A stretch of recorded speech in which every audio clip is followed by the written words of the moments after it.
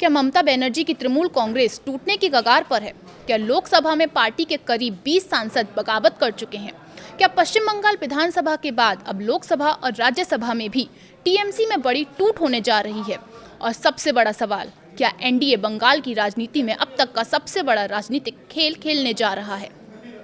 नमस्कार, आप देख रहे हैं न्यूज़ 18 का डिजिटल प्लेटफॉर्म और आपके साथ मैं हूं अंशिका अग्रवाल। आज हम समझेंगे कि आखिर टीएमसी में क्या चल रहा है और क्यों घटनाक्रम ममता बनर्जी के लिए सबसे बड़ी राजनीतिक चुनौती बन सकता है। सबसे पहले जान लेते हैं कि आखिर मामला क्या है। पूरे विवाद की शुरुआत हुई उस खबर से जिसमें दावा किया गया कि तृणमूल कांग्रेस के करीब 20 असंतुष्ट सांसदों ने लोकसभा स्पीकर ओम बिरला को पत्र भेजकर अलग गुट बनाने का प्रस्ताव रखा है।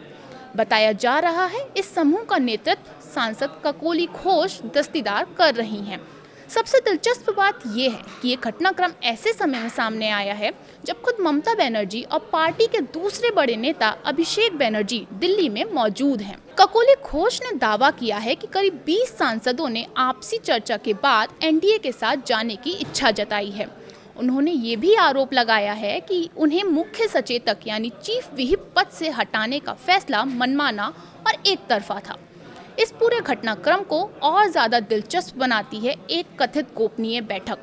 रिपोर्ट्स के मुताबिक लोकसभा स्पीकर को पत्र भेजने से पहले कुछ असंतुष्ट सांसदों ने केंद्रीय मंत्री भूपेंद्र यादव के सरकारी आवास पर बैठक की।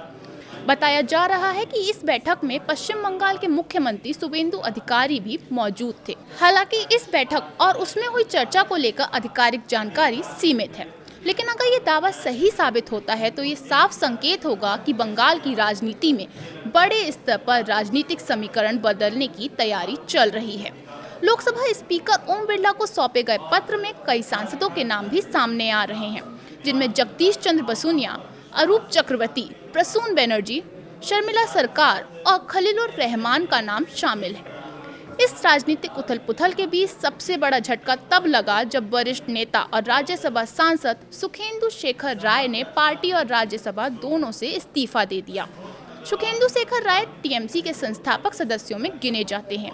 ऐसे में उनका इस्तीफा सिर्फ एक सांसद का इस्तीफा नहीं है, बल्कि पार्टी के अंदर बढ़ते असंतोष का संकेत माना जा रहा है। राय ने अपने इस्तीफे में संगठन और शासन में बढ़ते भ्रष्टाचार और जनता के असंतोष का जिक्र किया। वो लंबे समय से पार्टी नेतृत्व के कुछ फैसलों पर सवाल भी उठाते रहे थे। यही वजह है कि उनके इस्तीफे को राजनीतिक तौर पर बेहद महत्वपूर्ण माना जा रहा है। अब सबसे बड़ा सवाल ये है कि क्या विधानसभा के बाद लोकसभा और फिर राज्यसभा में भी टीएमसी टूट सकती है।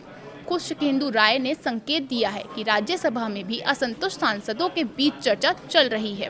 हालांकि उन्होंने साफ कहा कि उनका इस्तीफा व्यक्तिगत और सैद्धांतिक फैसला था, लेकिन राजनीतिक विश्लेषकों का मानना है कि अगर लोकसभा में अलग गुट बनता है तो उसका असर राज्यसभा पर भी पड़ सकता है। यानी आने वाले दिनों में तृणमूल कांग्रेस को संसद के दोनों सदनों में चुनौतियों का सामना करना पड़ सकता है। फिलहाल सबसे बड़ी बात यह है कि इन दावों और राजनीतिक घटनाक्रमों पर सबकी नजरें टिकी हुई हैं। अब बड़ा सवाल ये है कि क्या ये सिर्फ एक असंतोष है या क्या वाकई टीएमसी के सांसद एनडीए में शामिल होंगे, या फिर ममता बनर्जी एक बार फिर पार्टी को एकजुट रखने में सफल होंगी। आपको क्या लगता है? कमेंट में अपनी राय जरूर बताइए। फिलहाल इस वीडियो में आज के लिए इतना ही।